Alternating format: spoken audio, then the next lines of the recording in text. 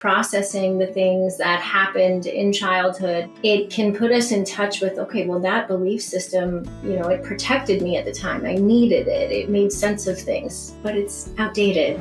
How we take care of ourselves and how we're viewing these things, it all begins within. So where do I need to come back to me, and how do I do that? How do I come home to me?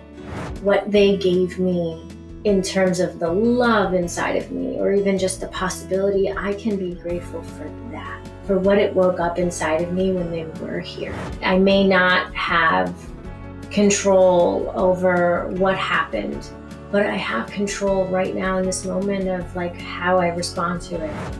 As long as you are with somebody who can see you and support you and be with you in the messy, you made it.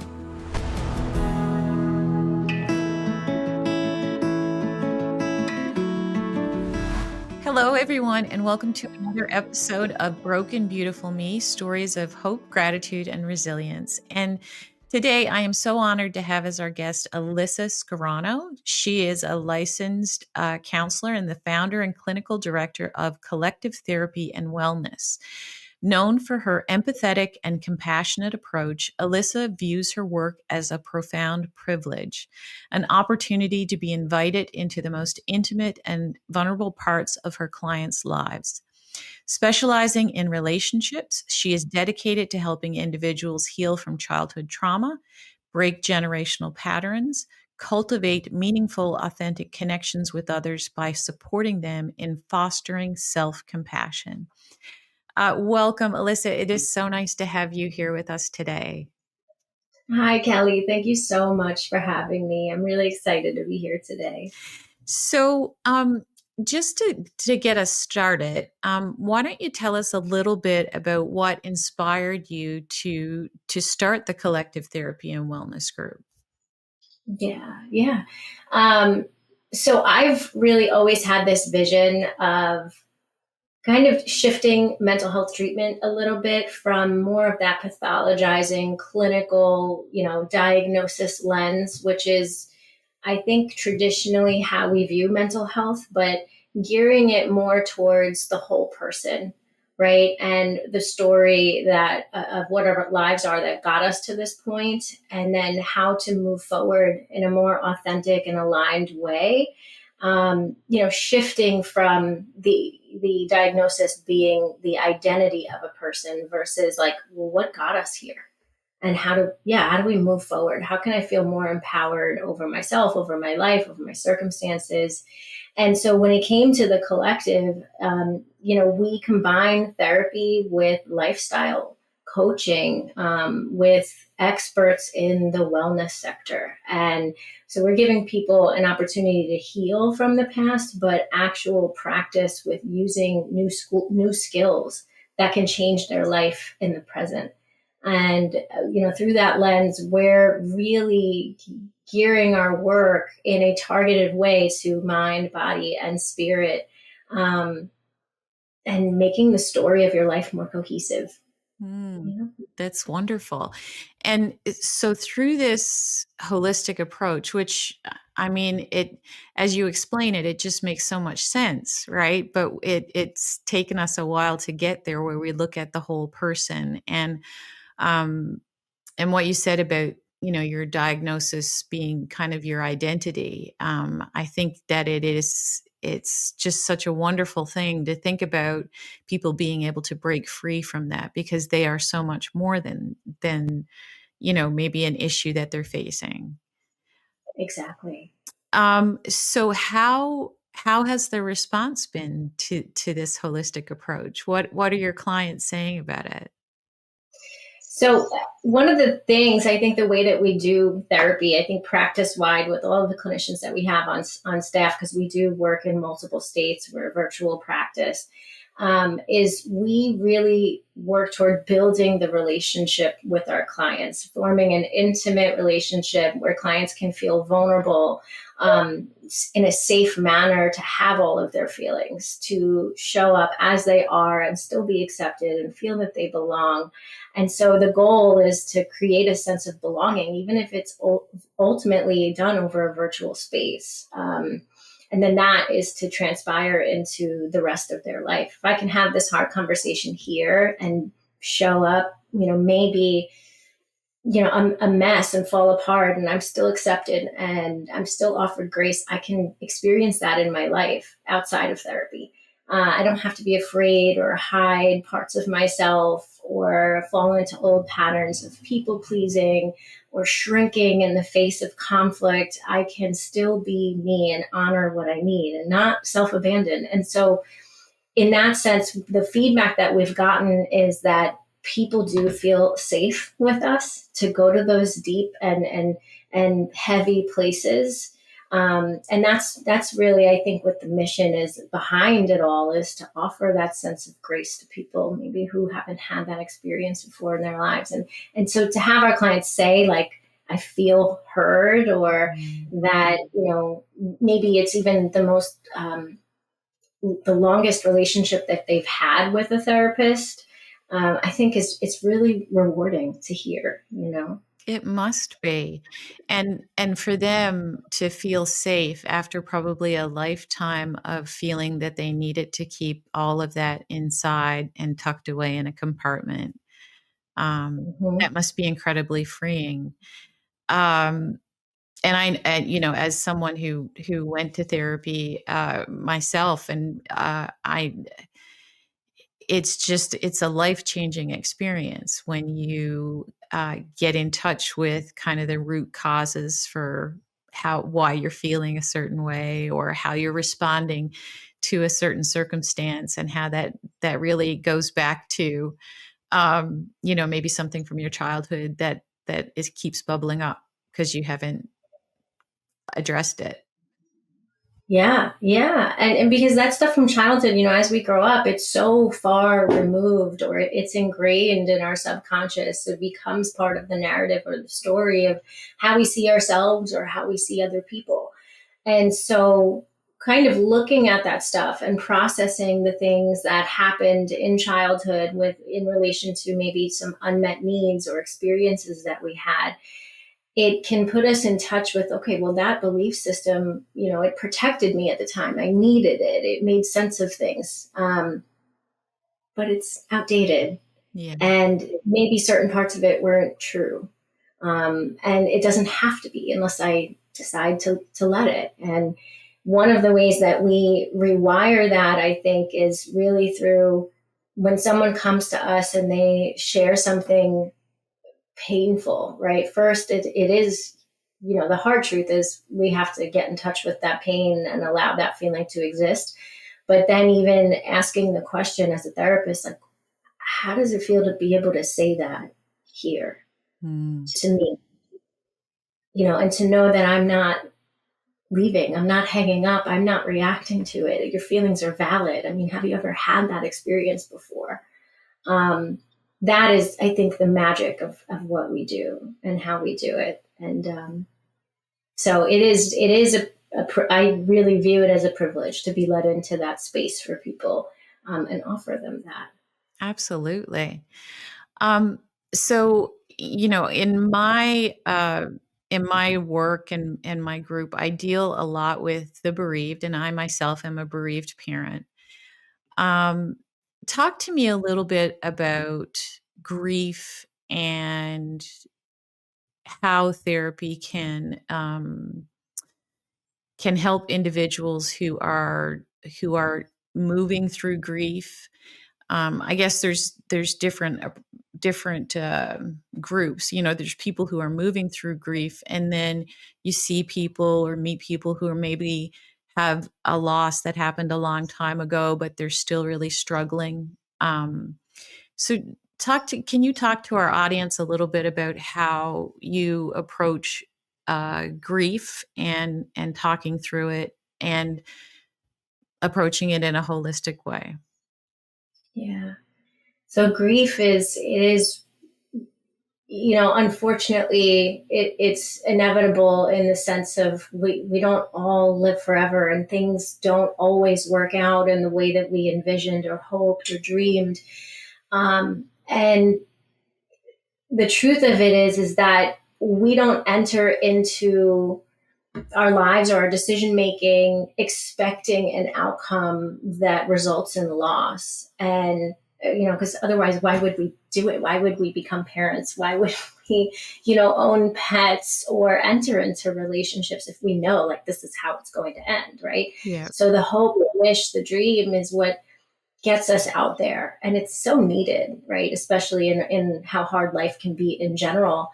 And so the biggest piece of it, I think, is allowing our clients to have all of their feelings and knowing that whatever it is that's showing up, when it shows up, it's okay and it's valid and it stands for how significant that person or that hope or that wish or that dream was.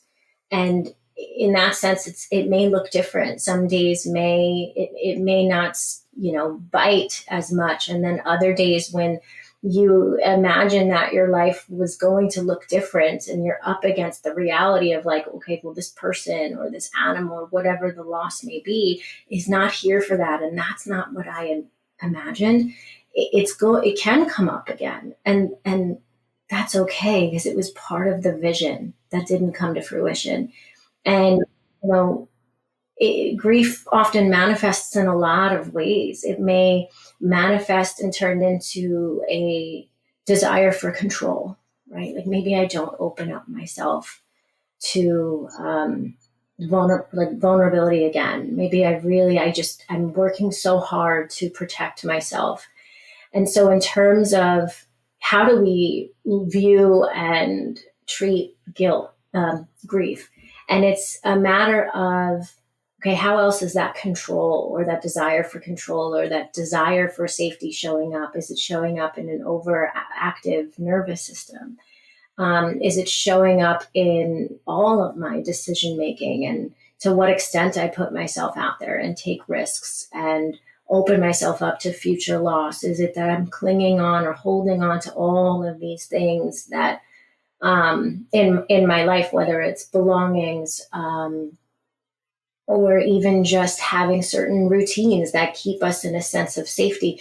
How else are those things showing up? And then where can we introduce a sense of autonomy or sovereignty, personal sovereignty over, the circumstance? And how can I build safety in myself, in my decision making moving forward, that even if I experience another loss, I'm going to be okay. I am safe, right? So that happens through, mindfulness, present moment awareness, where I have a choice of how I want to respond or react. And I don't have to act out of reaction or impulse. I can have autonomy over that experience. And sometimes it shows up in terms of like self-love and how can I show myself compassion? And if I have this unmet need, how can I fulfill that need on my own? And perhaps it shows up even in lifestyle choices as far as what we're putting into our body and how we're, taking care of ourselves. And that's really the other piece of it, is everything begins within. We might have all of these external circumstances that rub up against our nervous system, our emotional system, but how we take care of ourselves and how we're viewing these things, it all begins within. So where do I need to come back to me, and how do I do that? How do I come home to me?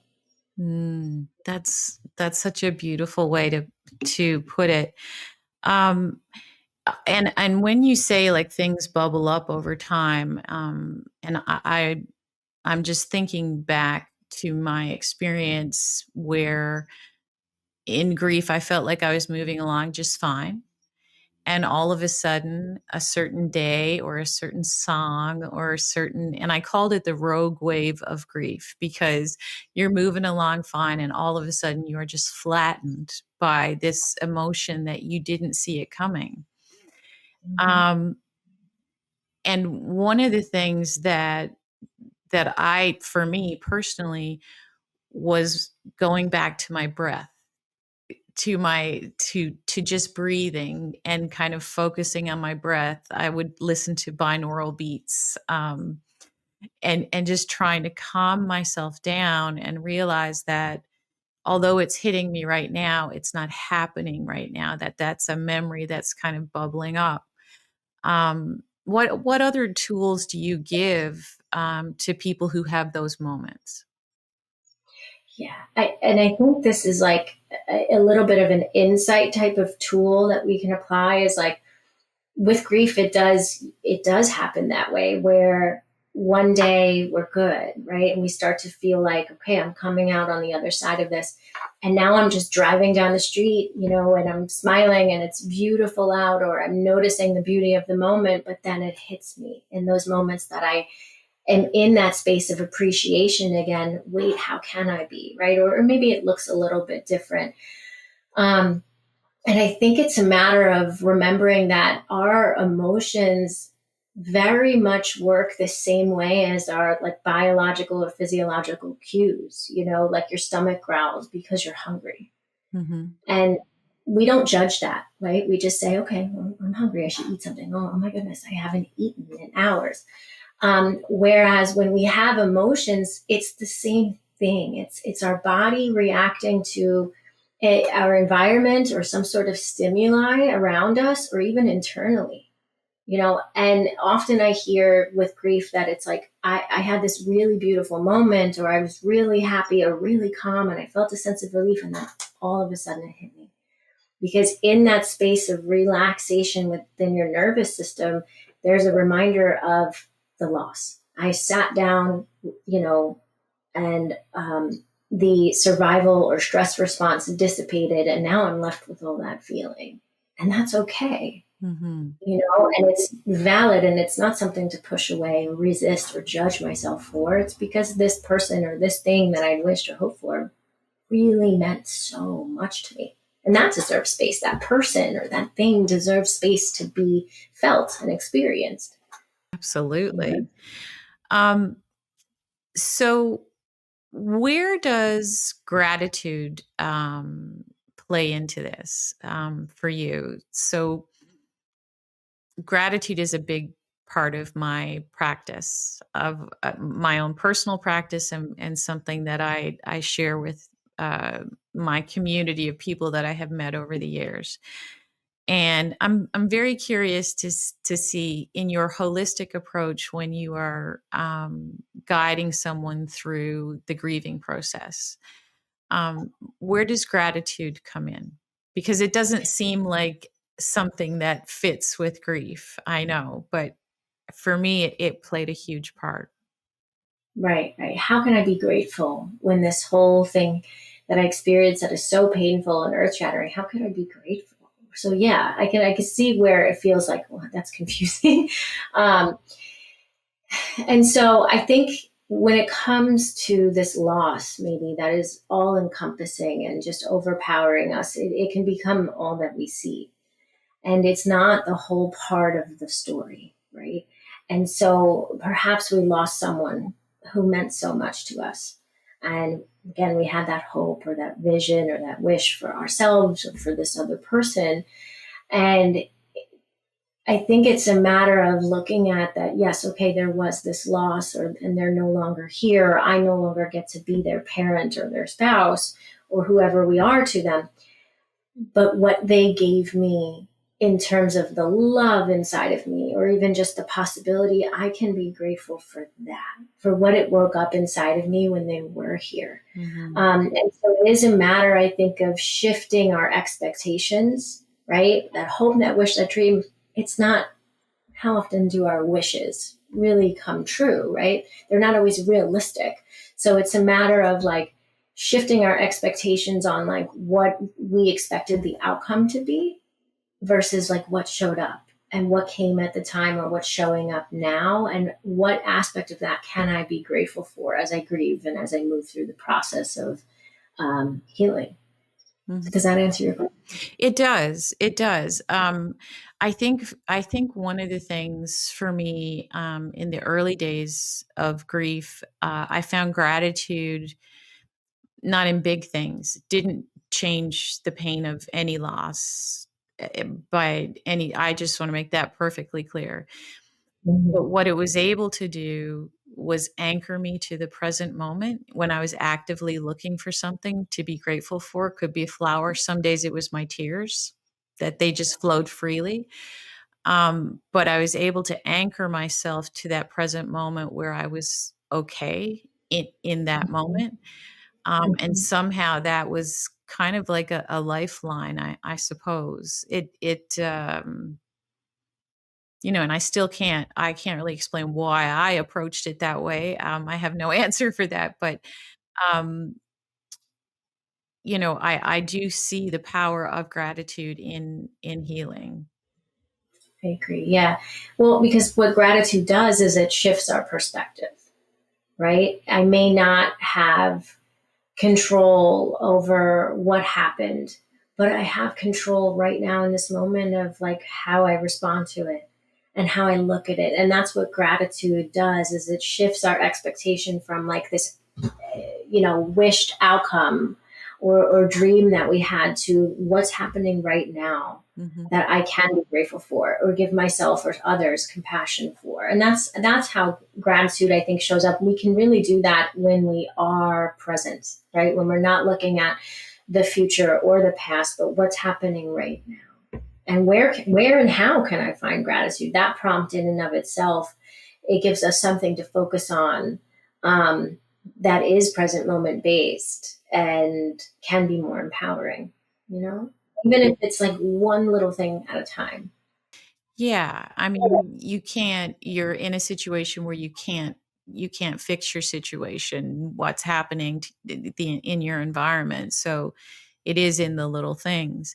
Now, I know that in your group that you do coaching with parenting, is it like parenting coaching as well? Yes. Yeah. Yeah. So talk to me about because I know that this is something that I hear from a lot of people. Talk to me about parenting a child when you are a bereaved parent, because I know that that's a huge relationships in general are hugely challenging after an event like that. So both in with you and your partner and with you and your remaining children. Can you talk to me a little bit about how you work with people through that? Yeah. Yeah. So the parent coaching works different from therapy in the sense of it's more skills and strategy based and learning based that matches to you and where you're at as a parent, as well as the family dynamic and what the child maybe is trying to express through their behavior. And how can I respond to that while also reparenting myself, right? That's what the parent coaching aspect is. And so in terms of what that would look like for a bereaved parent who, is parenting their child, it is a matter of how can I remain present through this grief with my child? How can I co-regulate rather than being reactive to them? How can I regulate myself but then co-regulate with them rather than reacting based upon my grief? And so that would be really targeted skills based upon what's showing up for the client, like what is happening in those particular points in time, or what are you struggling with specifically, what scenarios, and how can we view this dynamic or the behavior of my child differently, right? Because our children's behavior is a form of communication. And how can I be a guide or mentor, a support for them through the thing that they're going through while I'm grieving in the same sense? Um, so that's the I think the parent coaching piece of it is the skills, and then the therapy piece I think would probably be helpful. And if you're out there and you're finding yourself being, really struggling to regulate or stay present because of the trauma associated with the loss, or if stuff from your own childhood is coming up, that's where I think therapy might be a better fit, Mhm. because there's that inner child that, from your childhood had maybe unmet needs and didn't know how to process that. Yeah. And so all of that's being stirred up when our child is, having their own experience and reacting or responding to their own experience, and we're seeing a little bit of ourselves or our parents in them. How do I regulate through that? Why is this such a big thing for me? What am I resisting? And how can I have all of my feelings while not continuing maybe patterns of generational trauma as I parent? So that would be, I think, the experiential part of it. Hey guys, Kelly here. I wanted to jump in and let you know that you can find out more about my work by visiting my website at kellybuckley.com, or you can find my books on Amazon. Okay, back to the episode. Can you speak to kind of the advantages of therapy, not only for the parents, but one of the things that I quickly realized is I didn't have the tools in my toolbox. And I was really afraid that I wasn't going to handle things correctly with my 11-year-old son. That was a big thing for me. I was like, I have one chance to get this right. And I didn't know, based on his growth and development, the way that I grieve and the way that he interprets this loss are completely different. Talk to me a little bit about that with children, their approach to grief, where they are developmentally versus a parent, and how parents can kind of bridge that gap. Yeah.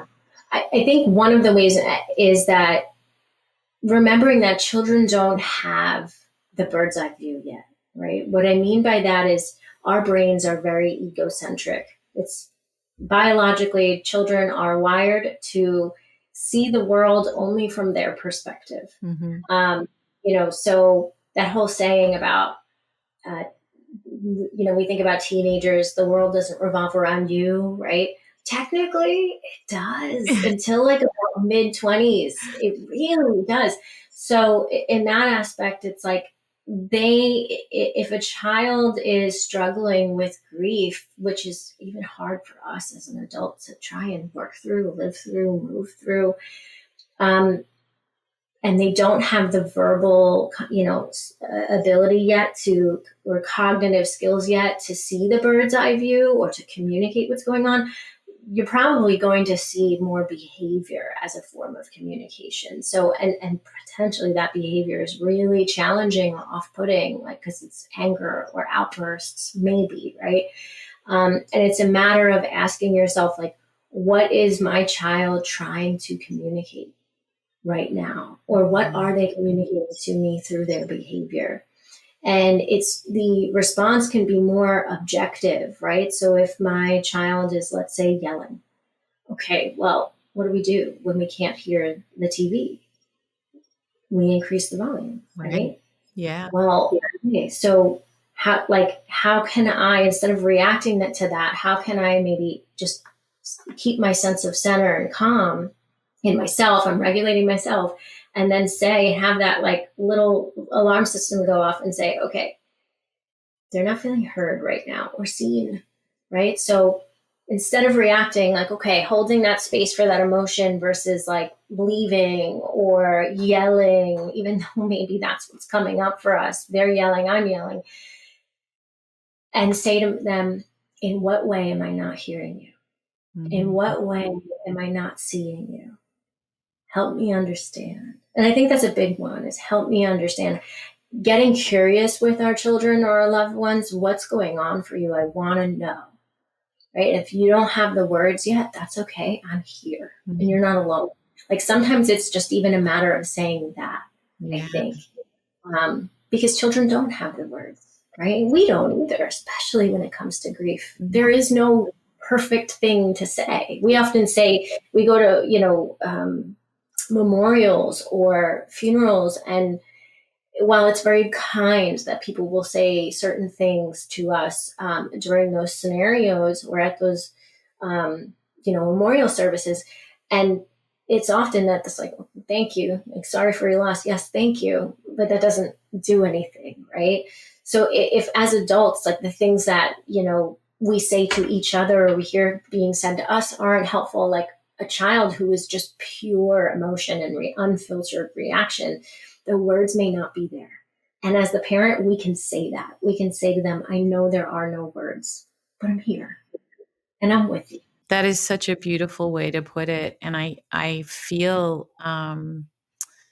you know, when I told my son that I didn't have it all figured out, that was a turning point for us as a family, because I think that honesty, and I said, "But we're going to figure it out together." And I think it's okay for us to show that, because when you're a parent and life is busy and you've got activities, filled out on the calendar and stuff, right? Sometimes it's like, we have to do it this way. And I think that we grow accustomed as parents sometimes to say, okay, well, we've got it figured out. This is what we're going to do. This is, our plan for the day. But there's something freeing about saying we don't have it all figured out. And look at how beautiful that message is that you're sending your son, right? Like, you don't have to have it all figured out. Yeah. And you don't have to go through it alone. No. Like, I'm here too. Like, what a message that sends a child. Like, it's okay if it's not perfect. Yeah. And it's not always going to be easy, but as long as we have each other, right? And then that sends a message, hopefully, right, years down the line when they choose a partner or friends, it's like, as long as you are with somebody who can see you and support you and be with you in the messy, like, you made it. Yeah. The rest of the stuff comes and goes. Yeah, that is so true.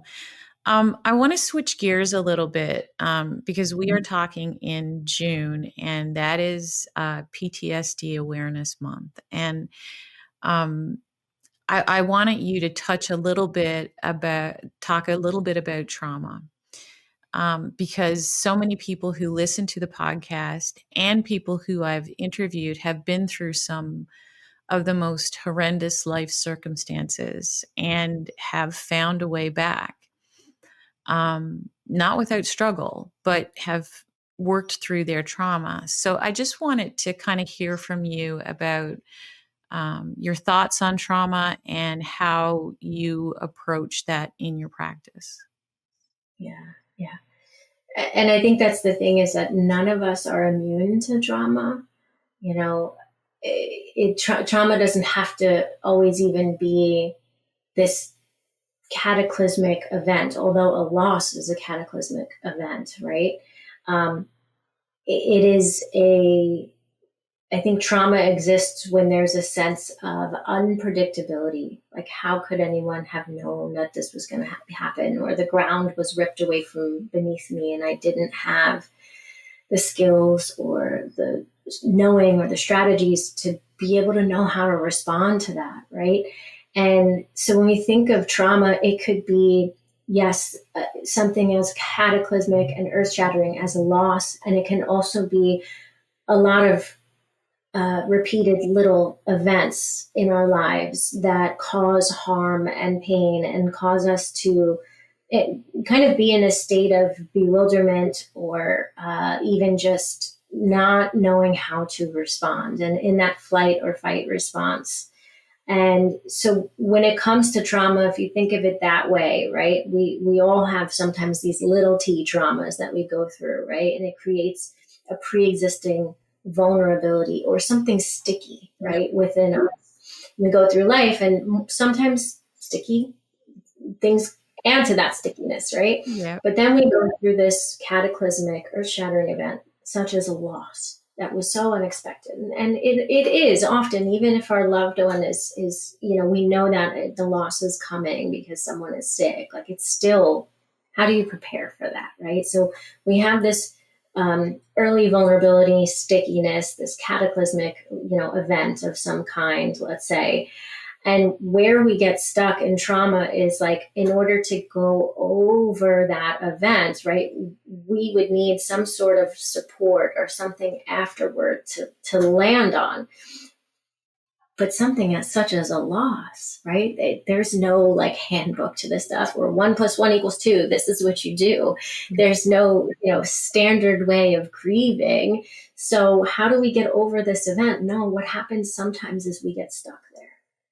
Mm. And when we get stuck there, we relive it over and over and over again, whether it's through our nervous system or recreated trauma, or, we are stuck in now needing to have control, to prevent future loss, control so that I don't have to connect with that feeling or that emotion, but then it doesn't move through us. It's just everywhere we look.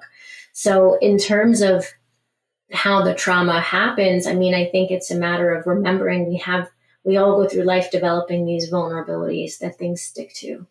And what matters is that we have support as we move through life when these big events happen to help us come out on the other side of it.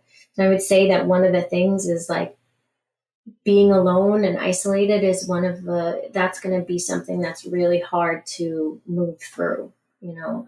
So if you've gone through something such as a loss and it's created a trauma, as it would, making sure that you're leaning on people around you, making sure you have a village. Who is your village? How can I be a village for myself? But I may not be able to get out of bed, and that's okay. Who can I call? Who can I lean on? Who's in my corner?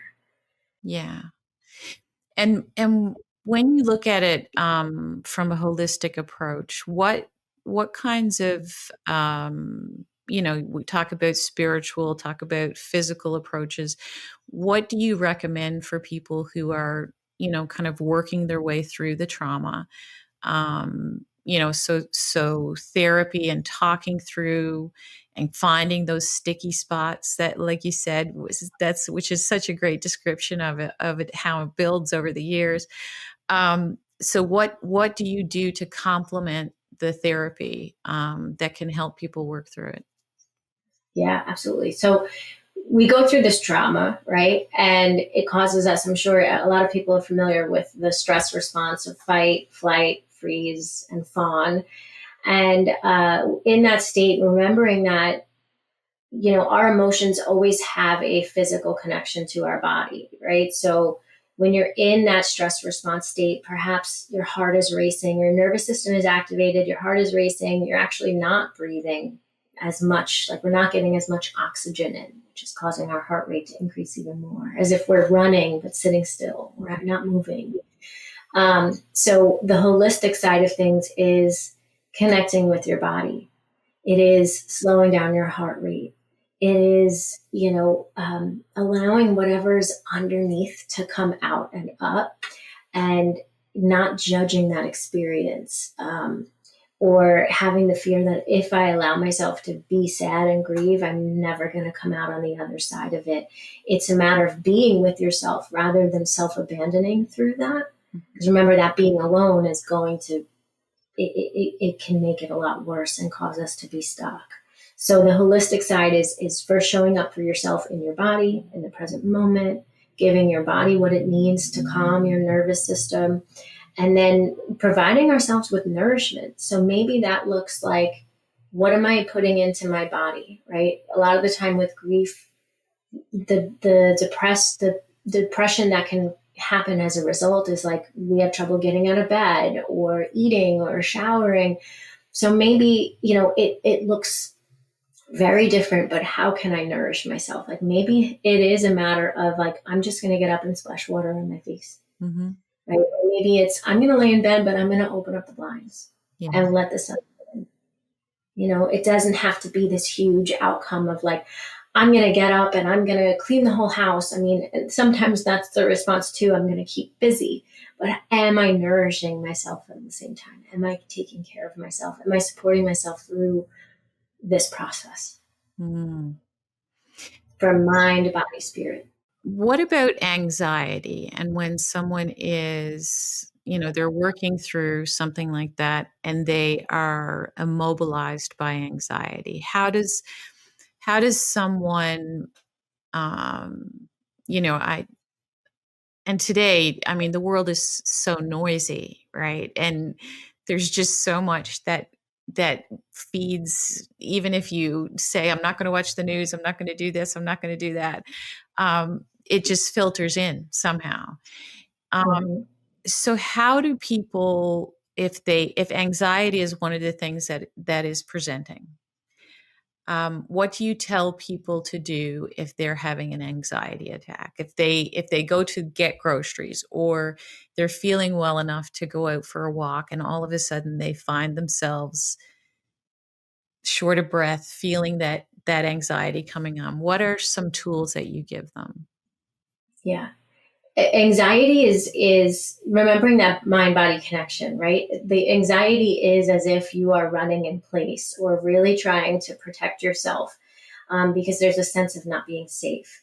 So, in that, yes, your heart's going to race. It might be hard to breathe. You might feel a sense of panic or needing to run away, or get defensive, right?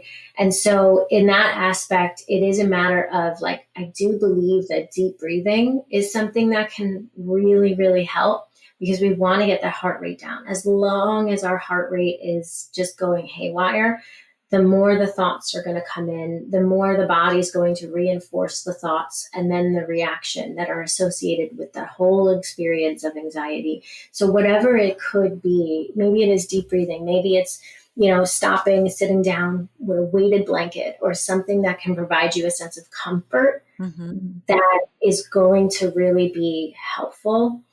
And then, as far as the way that once we get our nervous system to calm down, right, which may look different for everybody, deep breathing, I realize, is not for everybody. Sometimes that can be triggering in and of itself. So it might mean removing yourself from the stimuli so you can reach that state of calm.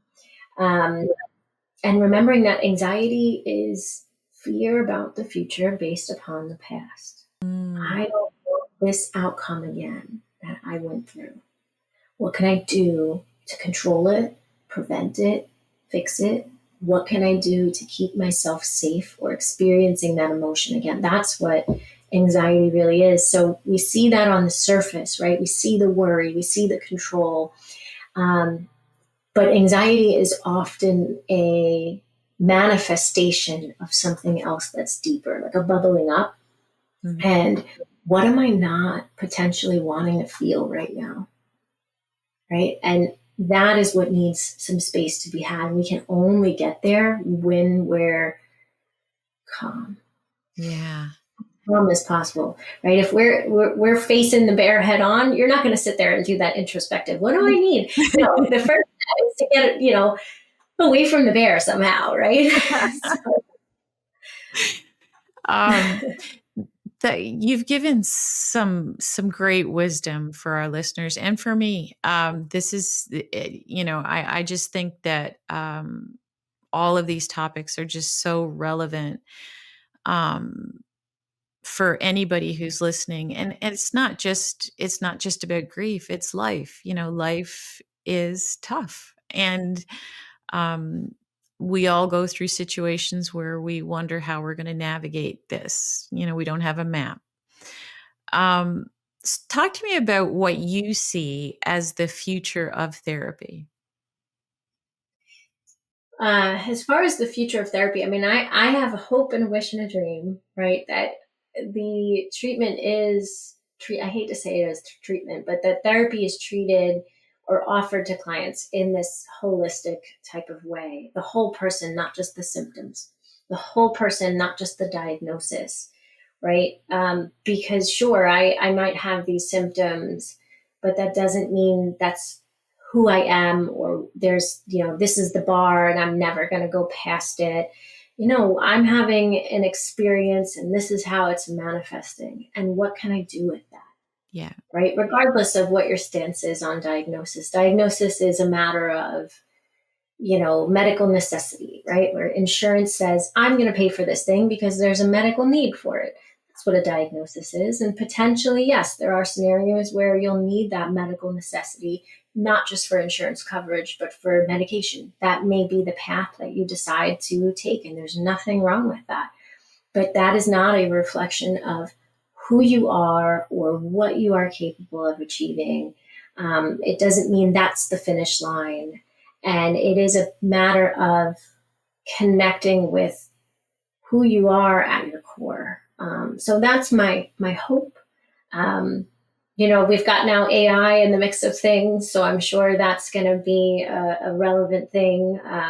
Although I do feel that the true one-to-one intimacy that's built is really the most healing aspect of what therapy is. I mean, that's what the research says, and that's truly what I believe. If I can show up and be vulnerable and fall apart with another person and still be acknowledged and validated, and then why can't I have that everywhere?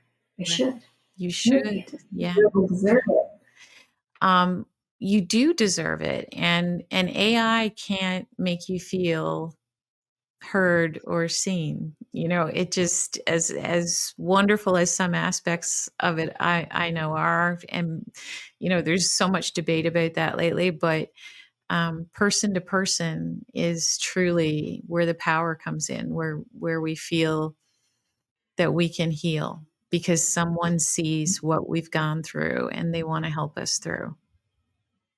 Yes, and if you think about it, right, these cataclysmic events like a loss, such as a loss, right, that occurred on a relational level, Yeah. right? So if I'm using AI as my main modality of healing, but I'm missing that personal relational piece.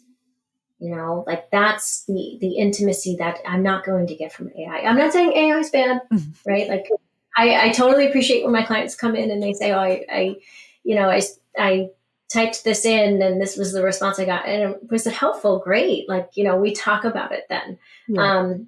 So I think it's a little bit of embracing it, but I think that when it comes to therapy, the relational aspect, I mean, a lot of what we go through in life is based on interpersonal dynamics. Mm-hmm. Our early childhood traumas was based on relationship dynamics growing up.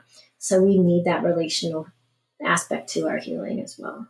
None of us are immune to this stuff. And I think it helps when we know we're not alone. Yeah.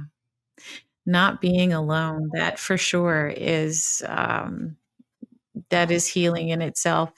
I love the holistic approach that you guys are taking. And what message can you leave our audience with that you would say, there's a bunch of people out there listening, they're going through one struggle or another, and what message do you want to leave them with before we finish off? The one that's coming to me right now in the moment is that you matter. It matters. What you're feeling is valid, right? Thoughts we can question, right? Thoughts are ideas, right? That's where, unhelpful thoughts can come in, or regret. And again, feelings are valid, but thoughts are the things to question. And you matter through the whole process. That's beautiful. Tell us how people can find you and your work and make that connection with you. Yeah. So you can find us online. We do have a Facebook. We have an Instagram. Instagram, we're at Live Collective Wellness. And but the best way to reach us really is through our website. So you can find us at www.collective-therapy.com. And currently, what states do you serve? We serve Florida, Missouri, New Jersey, New York, and Texas. Excellent. Your website is so informative. I loved it, but I will tell you, and I want the audience to go over and connect with you on Instagram. I love the messages that you post on Instagram. They're just so valuable, like little nuggets of wisdom. It's wonderful. Yeah, and that's what we wanted for Instagram is like, where can I just like pick up a quick little strategy or mindset shift or something. And we do often post what we have coming up. We have workshops, we have classes, we've got group therapy options, and we're always working toward making things affordable here and however we can. And we do that sometimes through our community offerings as well. So I'd love to see if anybody has any questions. We're here to reach out. We'd love to hear from you. Oh, that's wonderful.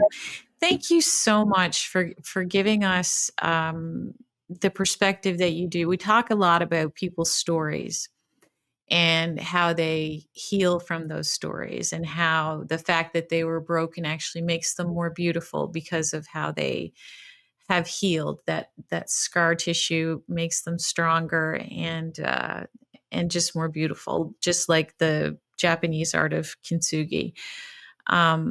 But hearing from a practitioner, I think, gives us such a unique perspective that is so helpful to people who are out there right now suffering. So I really appreciate your time and your wisdom. Thank you so much for having me, Kelly. I really appreciate it. Okay, thank you. Thank you for joining me today on Broken Beautiful Me. I hope you found today's episode inspiring and insightful.